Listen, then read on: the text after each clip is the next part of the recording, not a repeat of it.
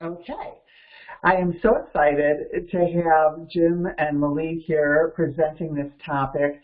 I have been in project management actually at this point longer than I care to say, but I am not up to speed at all on Agile and Scrum. I keep meaning to read that second book that came out with the PMBOK 6th edition, but I didn't do it. So instead, I have my friends here that are going to help us all learn about that. I think that we have a variety of folks joining us today. Some may not even be in project management at all.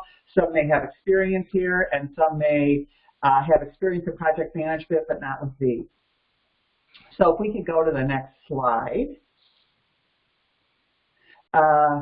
So the traditional housekeeping rules here. So remember, this is part one, and this is an introduction. And I asked for this rather selfishly because I need to get a good foundation. And then part two is going to be on April 24th, 11 o'clock Eastern, 10 o'clock Central, and 8 a.m. on the West Coast. We do have someone joining us from Vegas at some point today. All of the sessions will be recorded, and these recordings will be stored on my website, which is at suburlaconsulting.com. If you go there, I believe it's on the coaching page, so if you select coaching on the menu and scroll down, it currently has recordings there from the group that some of us that are on the phone and a lot of project managers and life sciences belong to in this arena, or not this arena, but this area, Northern Illinois, and then some folks from out of town. But we did a lot of webinars. I put some on there, but they're getting old, so we're refreshing, and I have a boatload of them to add in April. There are 3. And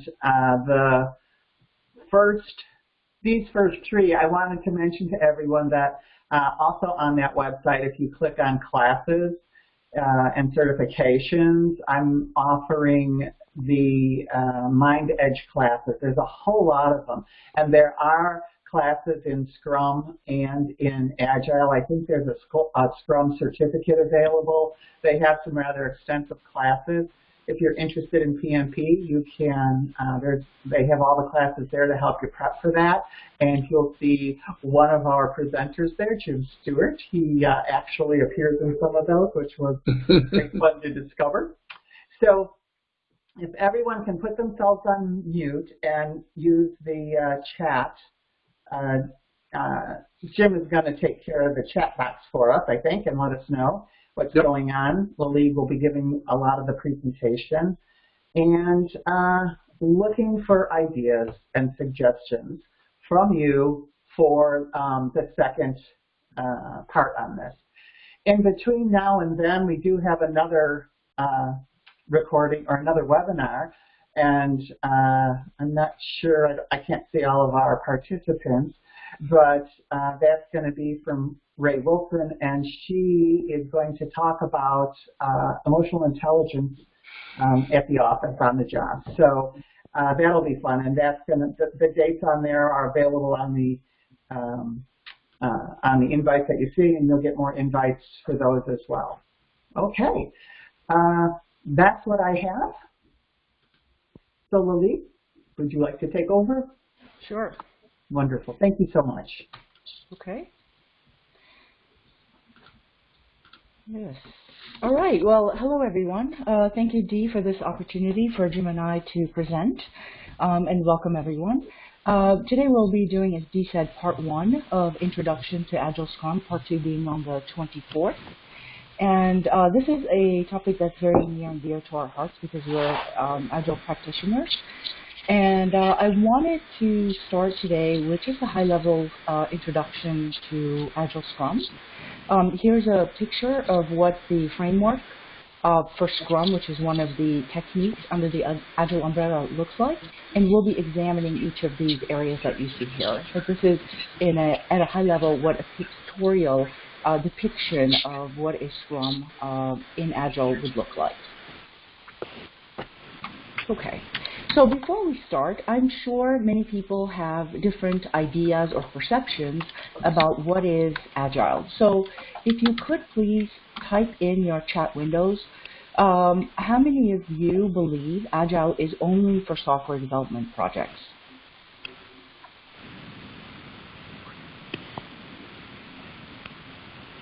I'll be monitoring the chat, so we've got that window open.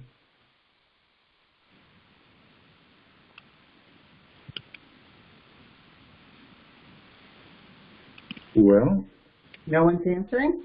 so someone says no. It may well be the way we phrase it. Maybe nobody thinks that. It may well be that we have an audience that has heard of Agile Scrum, doesn't quite know what it is, but has heard enough to think maybe it can be used for other things. I could be reading that wrong, but hang on. Someone says primarily in IT infrastructure.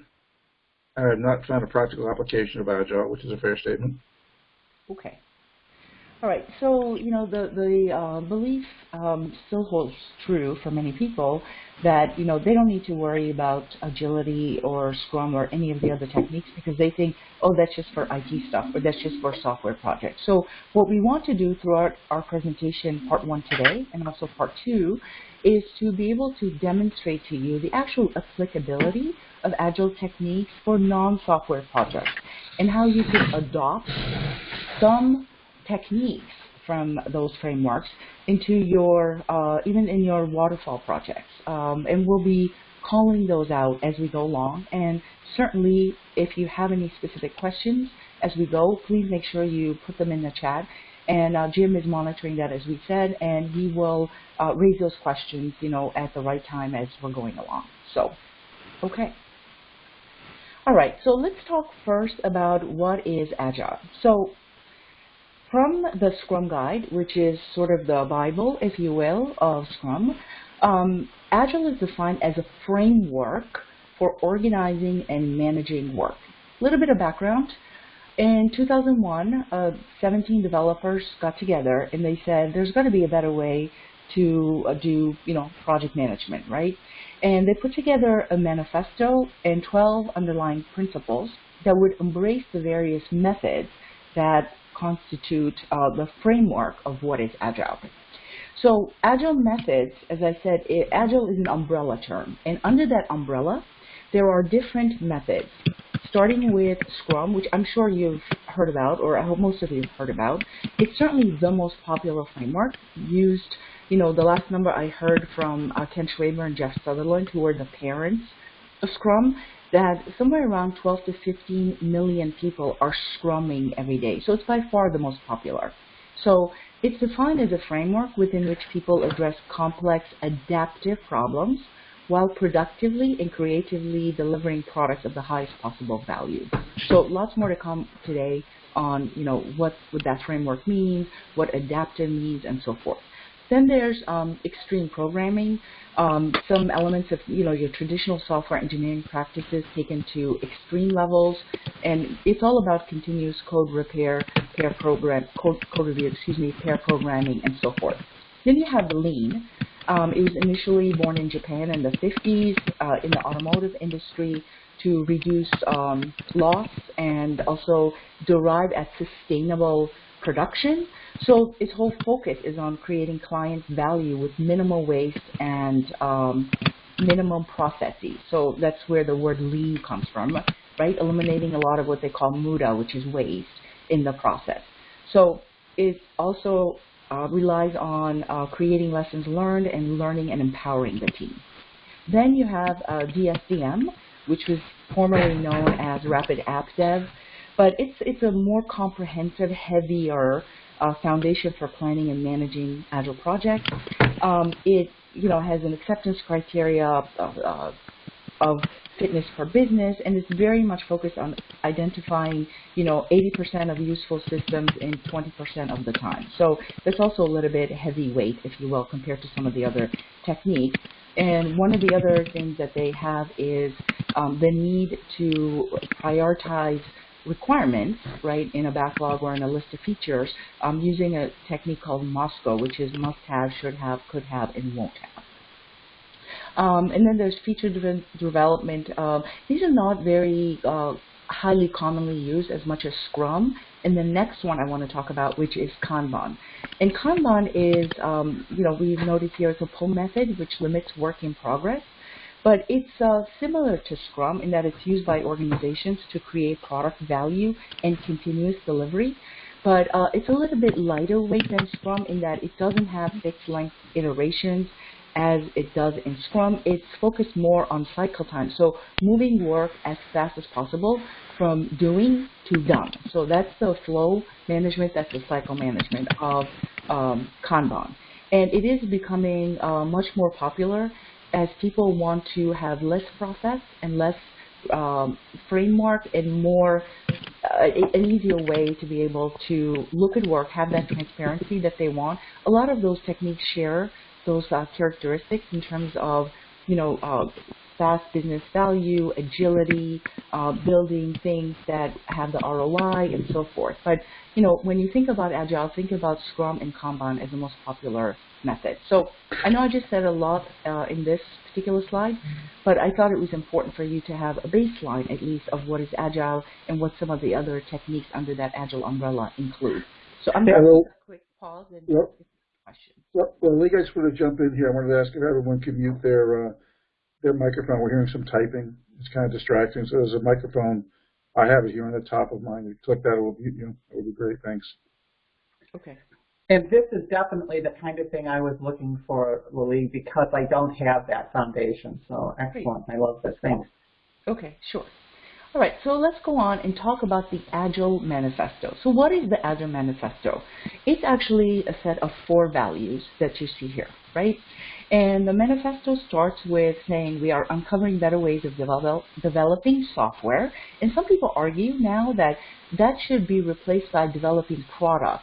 So it takes away this stigma that this is only for software projects. So there's some discussion around changing maybe software to product, but that's just as a sidebar. But we want to find these ways of developing software by doing it and helping others do it. So through this, they've come up with these 4 values: individuals and interactions over processes and tools, working software over comprehensive documentation, customer collaboration over contract negotiation, and responding to change over following a plan. So that is more, the shift in mindset from a more predictive, a traditional approach, towards a more adaptive, responding to change. And we're going to talk a lot more about these. So it's also important to note that while there is value in the items on the right, we value the items on the left more. That is not to say we're not going to have any plans. That is not going to say we're not going to have any documentation. That is not to say, in Agile or Scrum there are no processes and tools. It's just the lens has shifted and the bias is more towards real-time discussions instead of mountains of documentation to then be thrown over the wall to developers and testers so that they can figure out what actually was intended. So that's the whole cultural shift and the mindset shift around going to Agile. And it's a very, it seems simple, but it's a very, very important mindset to be able to really understand at its core, because that is the baseline on which many of the other principles are built on. So let's go to the principles, and there's 12 of them. So number 1 principle is that the highest priority is always about the customer. The customer is, at the center, and this process, these principles are very customer-centric, right? So we want to do what we can to satisfy the customer through early and continuous delivery of valuable software, right? So that relentless focus on business value, relentless focus on what our customers want, and delivering that is what the first principle is all about. Number 2, again, talking about the predictive versus adaptive, we want to be able to welcome changing requirements no matter where they fall in the development cycle.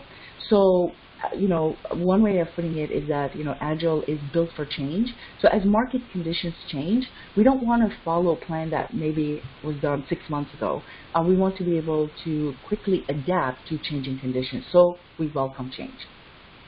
The third one is to deliver working software frequently within short iterations, right? Small releases, but more frequent, with a preference to the shorter time scale. So in Agile, these iterations or fixed development time boxes are 1 to 4 weeks. So on top of that, there's a concept of fail fast, which is really important part of this. So fail fast says if we keep these iterations and time boxes short, it's like we're doing a bunch of mini projects, right? Every week, every 2 weeks, 3 weeks, or 4 weeks. Beyond that, it's no longer considered agile. So if we do that and we have a short time box, we'll be able to quickly see if we're going in the wrong direction so we can fail fast. It's better than waiting at the end and then delivering something that may not be aligned with the requirements or what our customers wanted. So delivering frequently is also another principle. The fourth one, looking back at the manifesto, business people and developers must work together daily throughout the project.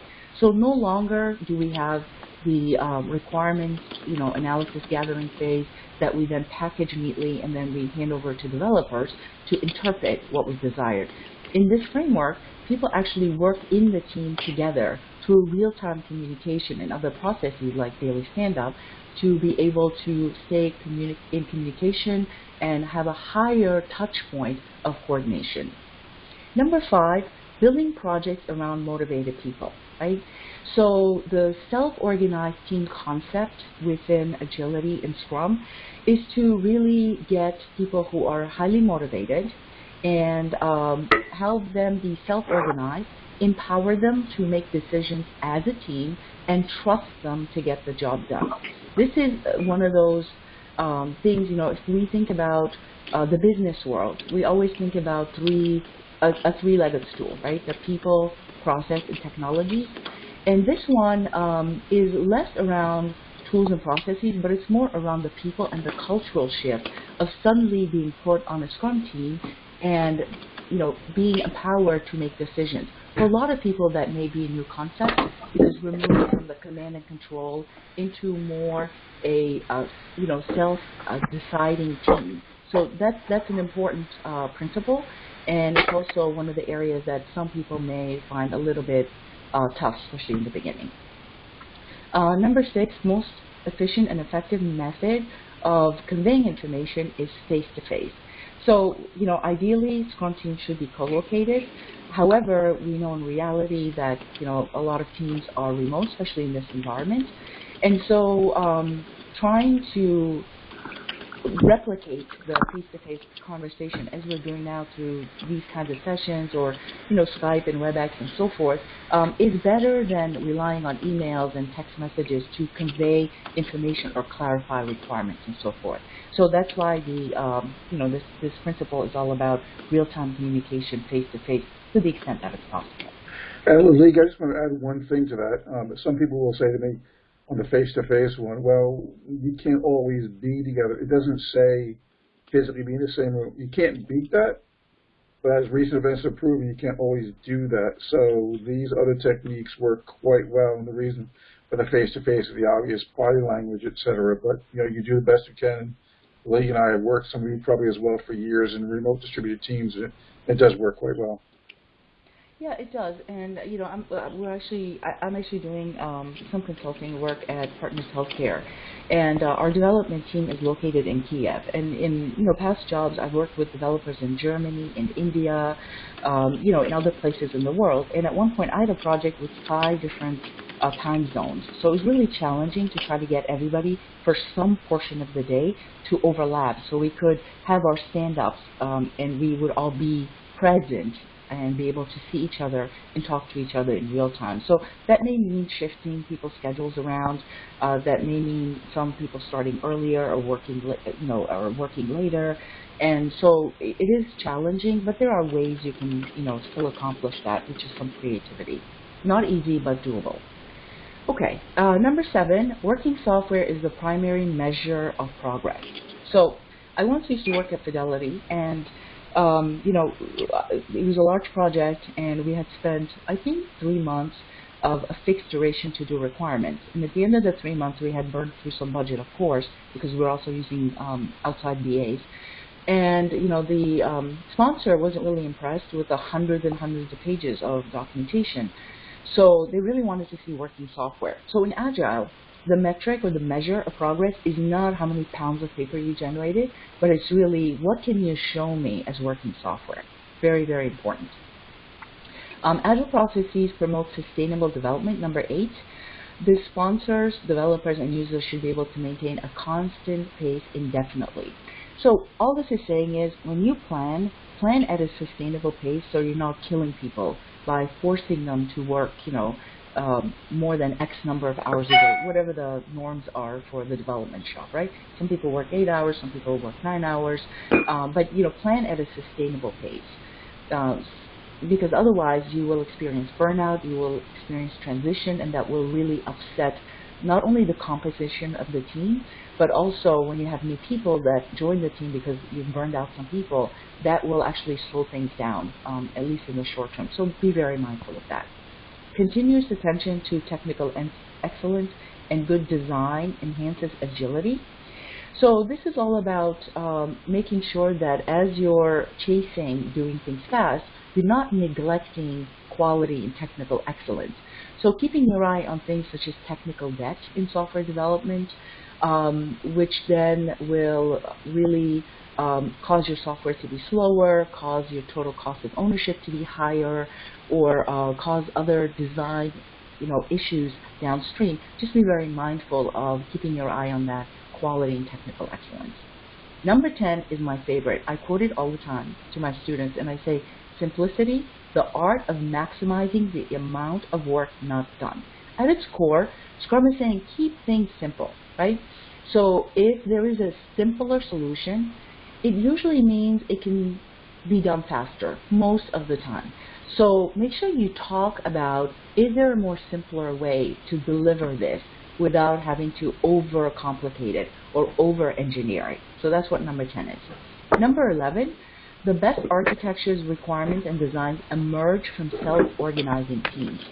So this is saying, don't let the team be the decision makers, the development team be the decision makers on the designs and requirements.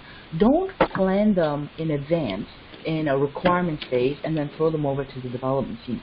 Let those designs emerge as the project is progressing, right? Instead of having things pre-planned, because we all know from experience that pre-designing things months ahead of time are usually not highly accurate and will need to change. So why waste time doing that? Why don't you let it evolve and emerge from the team as you're going along the project? And lastly, at regular intervals, the team reflects on how to become more effective, then tunes and adjusts its behavior accordingly. So this is all about, every sprint, stop, do a little retrospective, talk about what's gone well, what hasn't gone well, what are we going to do better, and that's an opportunity for continuous process improvement, and also for people to define over time a set of lessons learned and best practices. So make sure you pay attention to that. So let me take a quick pause and see, Jim, if there are any questions.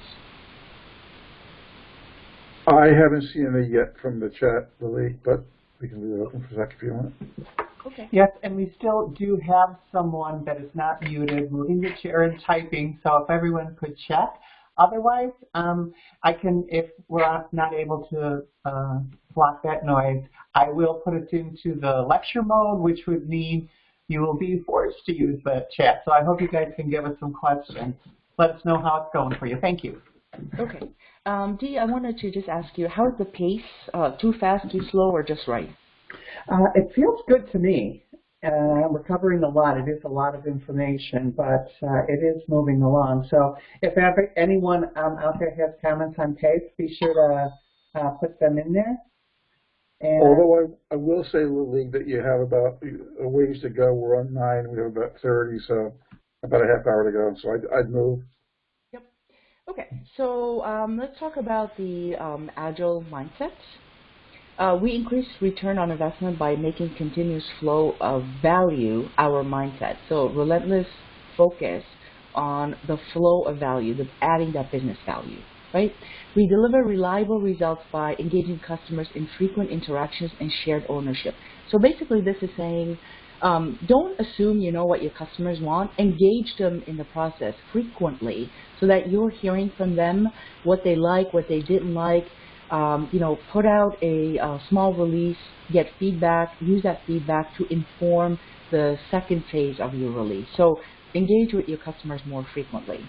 And since we already have said that we welcome changing requirements, we expect a certain level of uncertainty, and we manage through it through iterations, anticipation, and adaptation. So Agile is built for change, so we welcome that. We want that, but we do that in favor of making sure that we're working on the right things and the right outcomes, so that we are not assuming we know what people want, but we're actually checking in with them frequently and asking to build the right product. So that's the Agile mindset. We also unleash that creativity and that innovation by knowing that, the ultimate source of value comes from individuals who are working on it, from individuals actually using and consuming whatever it is that we're building. And so we want to create that environment where that input is welcome and where that input can make a difference. And by making our team members accountable for their work and having that as a shared responsibility actually augments team effectiveness, because people will rise to the occasion when they realize it's on them to do a great job and that they're trusted, they're respected, and they're relied on to do that. So people will rise to that occasion instead of people feeling like they're just order takers, right? So that's the reason why this particular mindset we have on this slide. And we improve our effectiveness and reliability through situationally specific strategies, processes, and practices. So we don't have an answer for everything, but we trust in our experience, we trust in our team to be able to derive what is the right answer for that particular situation and define the strategies and the processes and practices in reaction to that, right? The overall goal of the Agile mindset is not to just say, yeah, we do Agile because we have stand-ups and sprints, but we actually adopt that mindset and actually live it instead of just borrowing some of the principles and then saying, yes, we do Agile. So don't do Agile, be Agile.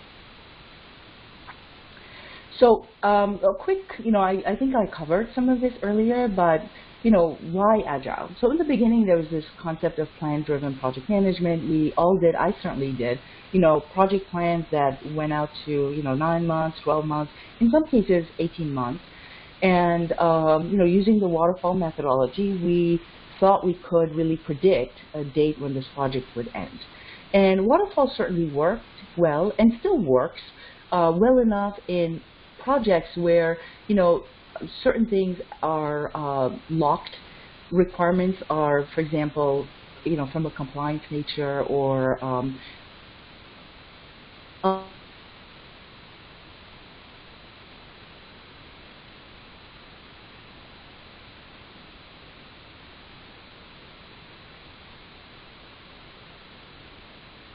Have we lost Lily? Yeah, Malik, we cannot hear you. The prioritize business value and dealing with uncertainty or reality. Lily, can you see me? Yes, I can see you, Dee. Yeah, so your voice went out for the first couple of bullet points. Could you do the slide again, and I'll play on, and I'll give you a signal if you pop out, and then maybe if so, we can have Jim take over. Okay. Can you hear me now? Yes. Okay. Yes. So let me redo the slide real quickly. So we said in the beginning there was the plan-driven, predictive sort of approach to project management. We'd sit down, we'd use a tool like Microsoft Project and do project plans going out 6 months, 9 months, 12 months. In some cases, I've had plans go out to 18 months, right? But we know from experience that the further out something gets, the less probability, the lower the probability of that actually being correct in terms of the date we pick for launching or for going live or whatnot. We've been talking so much about Agile. I want to make sure people don't walk away from this presentation thinking waterfall is terrible, we could never use it. That's simply not true. Waterfall worked.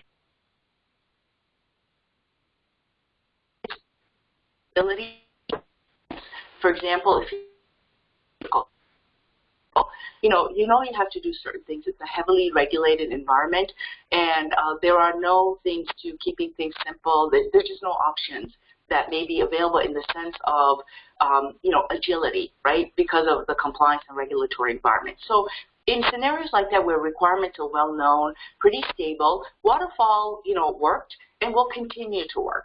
So you just have to be judicious and understand what is your project, how firm or flexible are your requirements before you can decide what actual delivery approach may be a viable solution for you. And we've also learned from, lots and lots of projects over time that change-driven or adaptive methodologies are built for change and allow you to leverage that change, right? Focus on the highest business value items by constantly reprioritizing instead of following a plan, and then recognizing that even with whatever you prioritize, there's a certain level of uncertainty which then will cause you to reprioritize and reprioritize. And that's what this is all built for.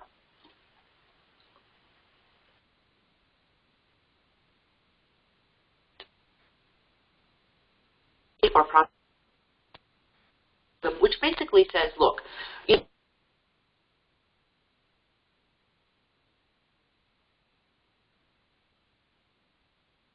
Okay, folks on the phone, can you respond in chat to let us know if you can hear? Scrum employs a process to optimize that predictability and control the risk, right, of unpredictability or uncertainty. Lily, I am so sorry to keep interrupting you, but it is coming in and out, off and on, and so why don't we go ahead and have Jim take over? Did I lose you? I can barely hear you now, but you're coming in and out. Your voice is blocking. What's blocking? Your voice is going out for periods of time now. So why don't we have Jim take it over? I'm so sorry. Okay. Lily, can you monitor or Dee monitor the chat? If you see a chat come up and it's a question that needs to be addressed, I'll do that right away. Okay. So let me pick up from here. Why do we do Agile? So Lily already covered this. Waterfall is fine. It's typically used in predictable projects. I'm using it currently in a regulatory medical device project. Dee and I have done those before. Where Agile comes in is those less predictable, those R&D field type of things. There's uncertainty. Customer doesn't know what they want. They can't describe what they want. It works well there. It's not to say it couldn't work well in other places, but it's sort of driven a lot by the idea of we don't know, what the requirements are. Next slide, please. I don't control the slides, so I'll have to ask. Very good, thank you. So this is a really important slide, and you'll see when we talk about it, it's something that Lily talks about all the time. Don't be surprised by this empirical process control. It sounds fancy. Empirical means we learn by experience. So there is an idea in Agile, and it's not that it is in other situations as well, but the idea behind Agile and Scrum is that we learn from iterative, that repetitive sense of things. We do things over and over again, and incremental. So there's an iterative nature of over and over again, and incremental where we build more and more of the product over time. But here's the three pillars. A lot of people don't know about Agile: transparency, inspection, and adaptation. Next slide, please. Can't you hear me? Okay, you have a kid burning himself on the stove. Okay. Iterative. They intentionally allow for repeating software development activities with potentially revisiting the same work products. And by the way, when we talked about Agile or Scrum, is it just for software or not for software?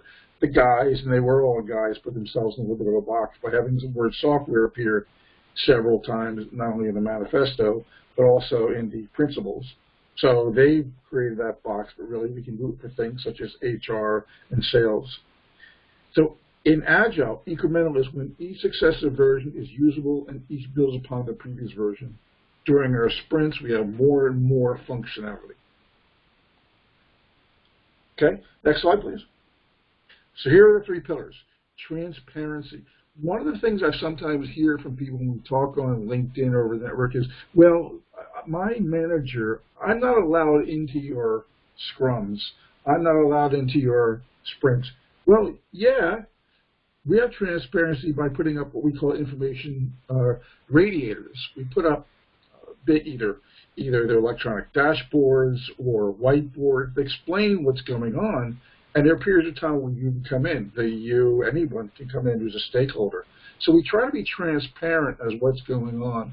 And now when I work with customers, it just so happens I'm working on, I'll give an example on another real level. I'm working on writing questions for the PMP exam for someone. Courseware. We share it in a Dropbox. And as I'm going along, she sees it. She can make suggestions as we go along. In the old days, I would have kept it close to the vest and said, here you go.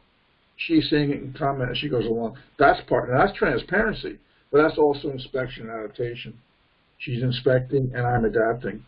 So we inspect what we have towards some sprint goal. Let's say the sprint goal is, I don't know, your phone app. The sprint goal is to put out security on the new phone app, or the sprint goal in Zoom recently might have been to enhance the security on Zoom. So we're working towards that, and the adaptation is after we inspect, we adapt and make changes. Just like life, that kid doesn't touch the stove again. Next slide, please. 5 Scrum values. There's no test. The Scrum Guide, I sent you folks a link. Here's the thing. People tend not to know the Scrum Guide exists or read it. It's maybe 17 or 18 pages long. And so if you're going to read it, if you're going to understand Scrum, read it. There's commitment. They have to achieving the goals of the Scrum team commit to each other. Courage to do the right thing and work on tough problems. I would expand that and say the truth to power statement.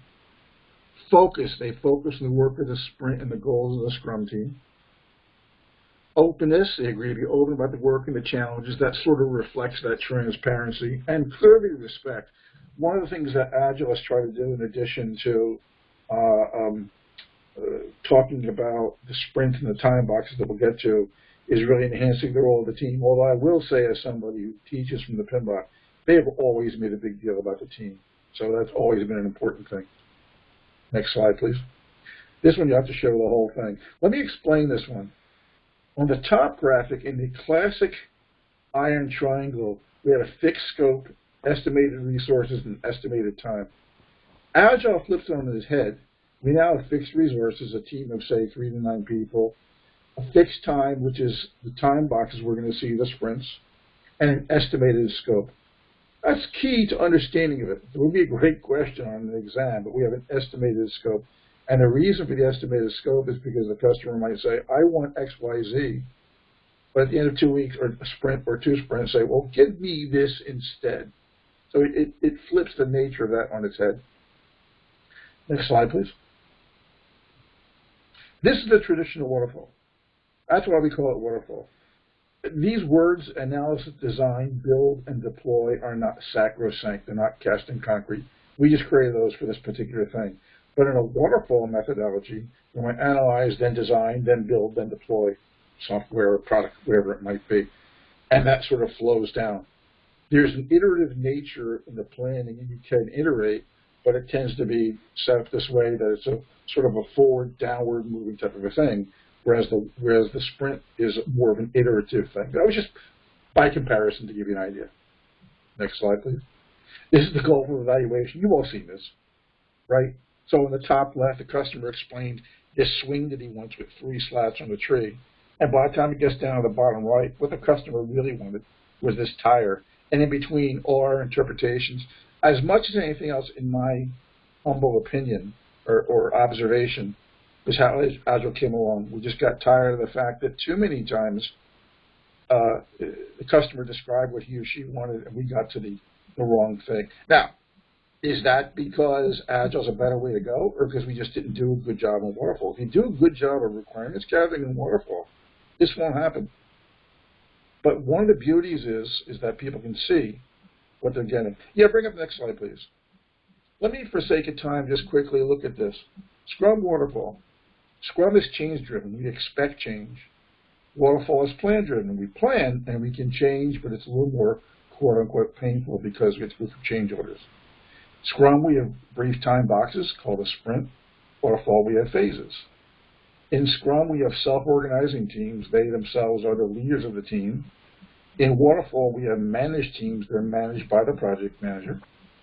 In Scrum, we have servant leadership. I lead by serving you. I help you, whereas in waterfall, command and control, I tell you what to do, basically. Greater uncertainty in Scrum, greater certainty in waterfall. There's no such thing as a project manager defined in the Scrum Guide or anywhere in Agile. So we'll talk about that in the next session we do in a couple weeks' time with who makes a good Scrum Master, which is not even really the equivalent. We prioritize business value. On the Scrum side, that happens every couple of weeks as we reprioritize, even all the time. You see what's prioritized in Waterfall. I won't go through every one. User stories we use on the Scrum side. They're just enough to give us a conversation. We write requirements on the Waterfall side. And we have an unusual thing called story points. I think we talk about that next time to estimate what it's going to take to get something done. And the team on the right in Waterfall commits to our project manager, but the team in Scrum commit to each other. So it's not just the time boxes and the sprints, it's a different mindset, as Lily talked about earlier. Next slide, please. So this is a reiteration of what we said. Suited for projects in which the requirements are not well understood, where the product owner cannot articulate them. There's a lot of complexity and uniqueness and aggressive deadlines, high degree of uncertainty, and the greatest potential benefits for complex work involving knowledge creation, collaboration, new product development. Of course you can do this in Waterfall. Of course you can. But some people have found this to be more suited. You know, here's the thing between Waterfall and Agile. They're just two different tools. They're different approaches. So that's the idea on that one. Bring up the whole thing, please. So here's what happens. Here's the heart and soul of the slide that Lily showed earlier. A product owner who is a sort of a business representative creates a prioritized, based on business value, which is called a product backlog. We put in that product backlog items, PBIs, represented by user stories and other pieces of information. We're going to have a 2-week time box, a sprint.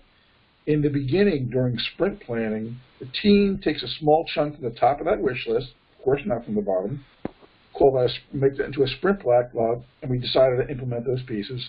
The product owner will say what she wants. The team will say how they're going to do it.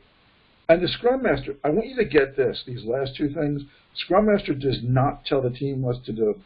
Scrum Master keeps them focused. And Jeff Sutherland, who co-wrote and developed not only Scrum, also an Agile Manifesto signer, I believe, I heard him say this recently. There is not a project manager. He does not exist in Scrum. You may find videos on the internet that say that. Those videos are wrong. So, different role. Next slide. At the end of the sprint, 1 to 4 weeks. The sprint could be your decision. Most people go with 2 these days. The work should be potentially shippable, ready to hand to a customer, put on the store shelf, or show to a stakeholder. That showing to a stakeholder is called a sprint review. It's a demonstration. And if I'm within the team, we are demonstrating to you, the stakeholder, working product. The story points I'll get to your question in 1 second. The stuff that we've done, the sprint review, we're showing you what's working, and we plan going forward. Let me jump in here. Question is the difference between a project manager and a Scrum Master. It's a very good question. The project manager manages the team in a command and control type of environment. I am the project manager. I tell you, Joe, do this, Mary, do that, Fred, do this. In Agile, the team is self-organizing. They decide how to do what they're going to do. They are sort of their own project manager. A Scrum Master just advises them on the best Agile precepts, if you will. If you came to me and I was a Scrum Master, and you said, we need a room, I would get you a room. I'd remove that impediment. We need purchasing software that's helping purchasing. I will get you that. We need a VP to allow us to do work. I will do that. If the fourth question is, we need you to tell us what to do and when, I say, you figure that out. Take it to the team. It's a whole different thing. Make sense? I hope so. This is vital to know. Even if you're currently a project manager, if you walk into an Agile environment, you would revert to what we call servant leadership. We move to a retrospective. Now, this has always been in the PMBOK in traditional project management. It's a lessons learned session. Lessons learned are called for in the PMBOK, in the Project Management Body of Knowledge, PMI book, at the end of every phase and at closing. We do it at the end of every sprint to improve our process. What didn't we do well? What could we do better? There are games around it and whatnot that the league have looked at and talked about it. What was the thing, Lily? Well, maybe I shouldn't ask her. I don't know if she can be able to I'm speak up or happy. not. Remember the stop-start thing? What was that, Lily, that we learned about the stop-start that we talked Yeah, about? so retrospectives can become very rote after a while because you're Yeah. saying what went well, what didn't go well. So, people are encouraged to try different techniques, and one of them that I've tried and my client is the start, stop, and continue. So, you say what things do we want to start doing in the next sprint? Going forward, what things do we want to stop doing?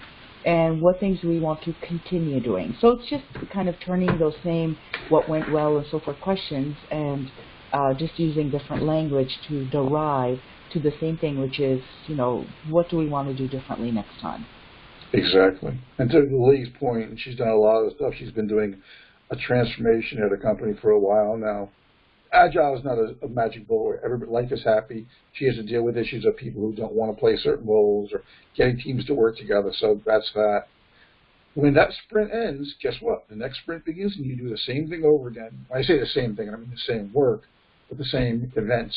Sprint planning, you're going to have a sprint review, you're going to have a retrospective. Oh, and I should have mentioned the daily scrum, which is also called a daily stand-up. It's 15 minutes where we say, what did you do yesterday? What are you going to do today? Are there any impediments in your way? It's all it does. It's a reset, if you will. And you can have your other meetings outside of that. Any questions on those two slides? There's a lot in there, and that's the meat of it. Well, here it is, picture. If you want to bring up Heidi's name, if you hit enter again on that. Where's the product owner, Kim?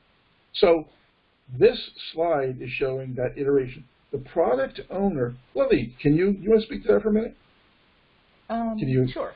So, can you hear me okay? Yeah, go ahead. Okay.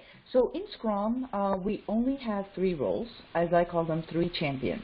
The Scrum Master, the Product Owner, and the Development Team. We'll be doing a deeper dive into the roles of each of those 3 champions, but that's what you have as the Scrum team. The Development Team, according to the Scrum Guide, should be 3 to 9 developers. Less than 3, may not give you the right skills, most likely, to do whatever you need to do. More than 9 would cause a little more overhead and burden on communication and coordination. So 3 to 9 is the ideal development team size, according to the Scrum Guide. So once you have the team formulated, the first thing you start with is sprint planning, where you're actually looking at your backlog, which houses all the features and all the work that you may want to have done on this product. And you are selecting in the sprint planning session what is the goal for that sprint, and then you're having your developers decide which items from that prioritized backlog are needed to be done to fit into in the sprint, and also based on the capacity of the team, what things they can actually commit to doing. So it's like a 3-step, right? What's the goal? What are the things that support that goal? And how many of those can we do in the sprint planning, in the sprint? That's what sprint planning tries to focus on, right? That's the purpose of it. Then once you do sprint planning, which is done on day 1 of a new sprint, you do your daily scrum or your daily stand-up, 15 minutes time boxed. It's for developers to communicate and coordinate. It must happen every 24 hours according to the Scrum Guide, and time boxed to 15 minutes regardless of team size. Scrum Master and Product Owner may attend, but they're not allowed to participate, meaning this meeting is for developers. Scrum Master needs to make sure it happens, but they don't participate or they don't ask questions. Daily Scrum is not a status meeting. It's not a business meeting. Any questions that need follow-up are done after the Daily Scrum. Well, I think the question was more to the point of what the product owner does. Oh, I'm sorry. I'm over-explaining. So the product owner owns the product backlog. Ultimately, they are the person who is responsible for defining the vision for that product, for maintaining the backlog in a prioritized state, and working, their outward focus, right? So they go to customers, end users, key stakeholders. They speak to them about the product, his or her vision for that product, incorporate that input into the product backlog, and then bring that internally to the Scrum team so the Scrum team understands the vision and the goal and acts accordingly. Good. Any question? I think, did everybody get that? And product owner, and I also typed out what a Scrum Master does and does not do. He or she is not a project manager. Okay, next slide, please. Some terms, we talked about the sprint, typically 1 to 4 weeks. Most people have come around to a 2-week sprint. You're free to do whatever you want. I've seen some organizations, Jeff Sutherland's organization, I think it's either Scrum Inc. or Scrum Org, does 1 week ones, and they can't do anything else. They're used to doing 1 week. They can't, 2 weeks seems like an eternity to them. Most people do it in 2 weeks. You can experiment. You want to have a sprint goal so you're focused. As I mentioned, if you folks are on a cell phone, and you do, and you get frequent updates, and you do, that's people doing Scrum. Spotify does it. So you're getting updates. Their goal might be, you know, secure XYZ is our next package we're going to put out. That's a goal. The league talked about the product backlog, force ranked list of desired functionality, and user stories. The sprint backlog, to me, has always been a little confusing. The product backlog is the user stories. The sprint backlog is the tasks we're going to work on during that particular sprint, derived from the product backlog. And the release plan. One of the things that drives me crazy, I've worked with some people who said, well, there's no way in Agile to predict when I'm going to be done. Of course there is. Using what we call velocity, which is the amount of work, the number of stories we get done every sprint, we can predict the calculated number of sprints toward the end. Of course, it's not perfect anymore. There's no waterfall. We make our best prediction from that. But we do have a release plan. Next slide, please. This is the idea of a product backlog. I won't go into it in detail just for sake of time. And this is just a nice picture of it. We can have features. Notice the fourth one down, defect. We have bugs in there, too. We might refactor, which is a rework code. So we decide to release 1 and release 2. We can have what we call a minimum viable product. What's the minimum product we want to put out? And that line might be the MVP. Might even put, that's not our picture, but we're going to add that in and say that. Our product backlog is never ending. It's always evolving. It's always being groomed. It's always being refined. It's always being reprioritized. And there are a lot of things that go into that particular thing. Scrum terms, epic, user stories, themes. You may have heard of some of these. If you go and you work in an organization that's using Scrum, the one I just came from, I'm a consultant, so I consult in different places. They don't use, most places I've observed, this is just me, aren't using the term theme, although it's in there. The main purpose of a group of stories. You see some examples in the bottom there. But you will always see epic or user stories, and a lot of people will use Jira, J-I-R-A. Popular software, you don't have to, but a lot do. And your very large story that may span iterations, we're not going to try to estimate that. You know, we're going to break it down, I think almost in the sense of a work breakdown structure. It's a bad analogy, but breaking it down to user stories where we can actually have simple descriptions of a feature from the perspective of the person who desires the capability. And we'll show you some of those, not just I as a user want, but I as an architect need, I as an engineer need. So we break down from epics down to user stories, which are smaller. They provide for conversation, they provide for discussion, and we can estimate them at a lower level. Next, please. Self-organizing. This is one of the tough ones. If we have time at the end, we're running shy of time, about 5 minutes left. Teams autonomously organize their work. What I've discovered is there are some people who say, I'm not comfortable doing that.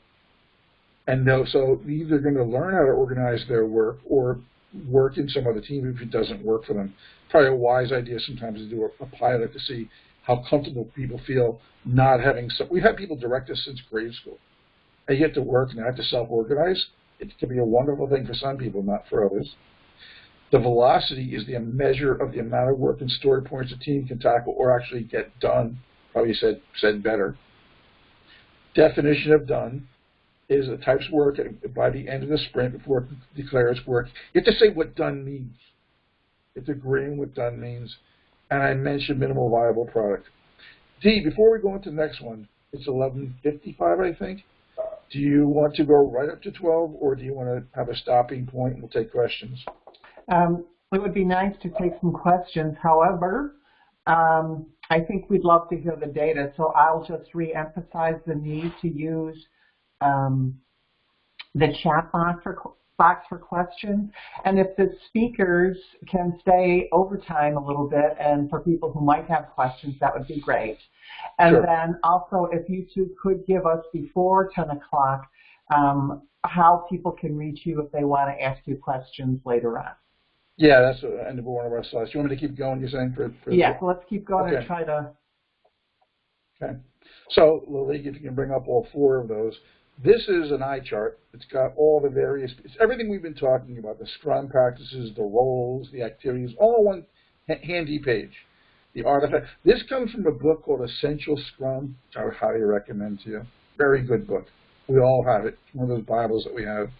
We inspect and adapt during sprint planning, during the daily Scrum, during the sprint review, during the retrospective. We inspect and we adapt. You know, we just, like we do in real life. I'm not going to burn my hand on the stove again, or I'm going to do this better or different, or make this change, and gives everybody a chance to inspect and adapt. So let's just do one handy page stuff we've been talking about all along. Okay?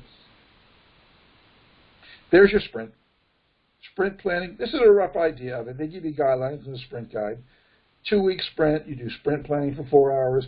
Backlog refinement, that's where we groom the backlog and make sure that it's reprioritized.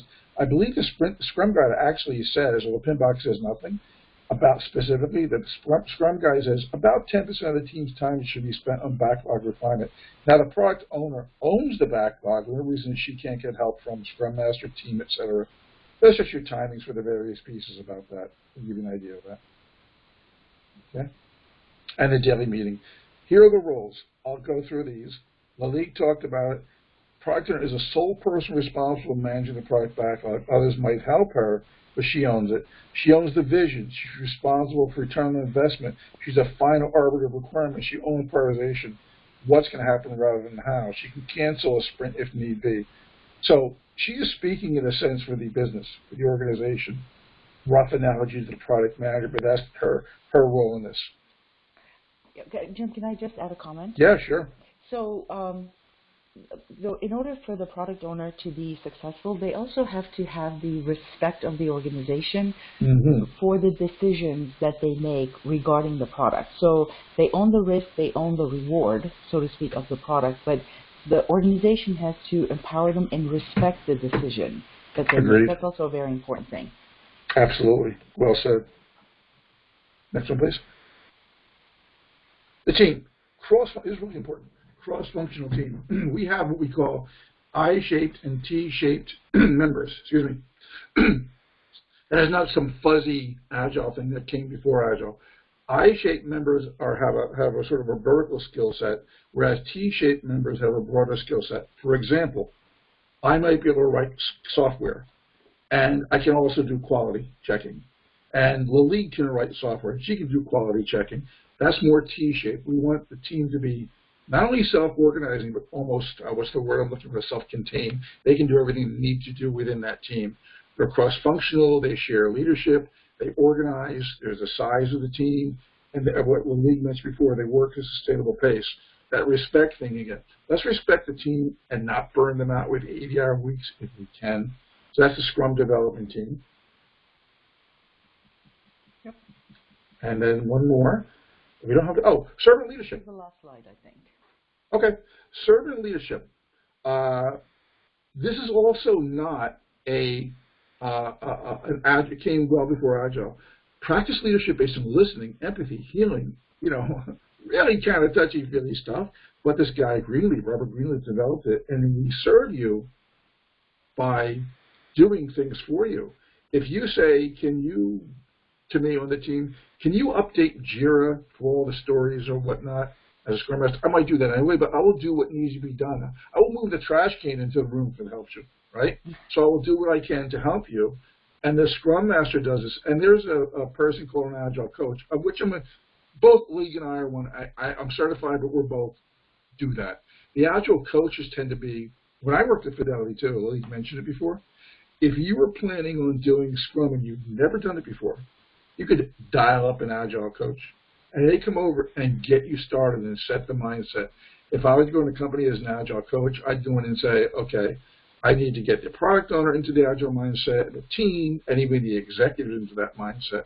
So that's what servant leadership is all about. And it's even, I think, traveling outside of just Agile or the part of the organization. It does not mean, I want to emphasize this, that upper management now has to be servant leaders and lose their command and control. But within the Agile world, it's a very important concept. It's just about noon. Do you want to add anything to the league, or have I beaten that one to death? So when I think about, the servant leader aspect of a Scrum Master's role on a Scrum team, it's all about what can I do for you? Basically, that's what their job is. However, a lot of people abuse that, and this is something that needs to be really, discussed up front with the Scrum Master role, which is to say they're not the secretary of the team just because they're a servant leader. So you got to be really careful. There's a fine line between serving and being your servant, right? So that's a distinction I just wanted to call out. We'll talk more about that next time when we do a deep dive into the roles, but that's an important thing. Good point. I guess the next one, we're just about there. We are. So, go ahead. Bring that one up. Yeah, that's who we are. Yep. And this is a book that Jim mentioned. And if you want to show that. Well, actually, Lily, do you want to bring up our slide up again first? I think, was there something on there? No, that's just us. Again, Dee, will you be able to provide the PDF to people for this presentation? Absolutely. Yeah. Okay. So you'll be able to see that. That's the League and I. And then, the League, the book.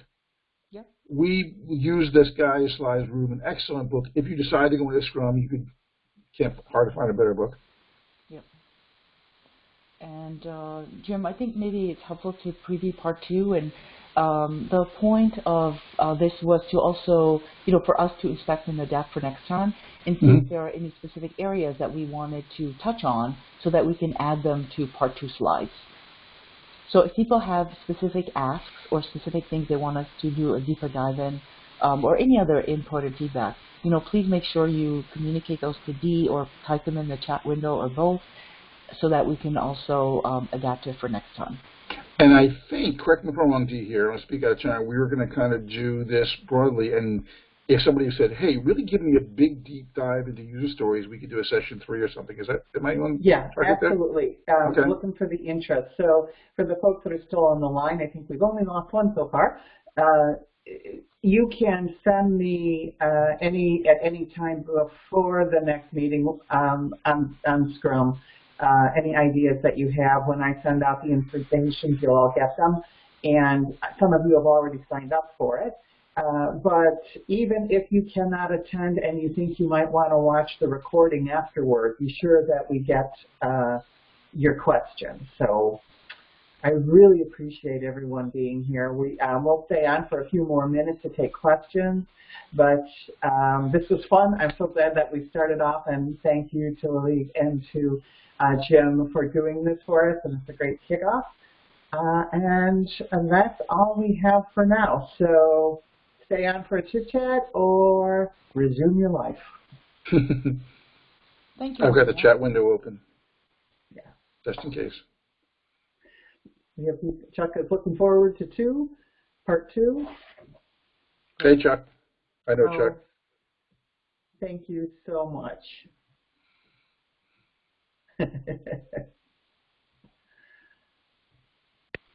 I'm going to stop the recording now. Stand clear.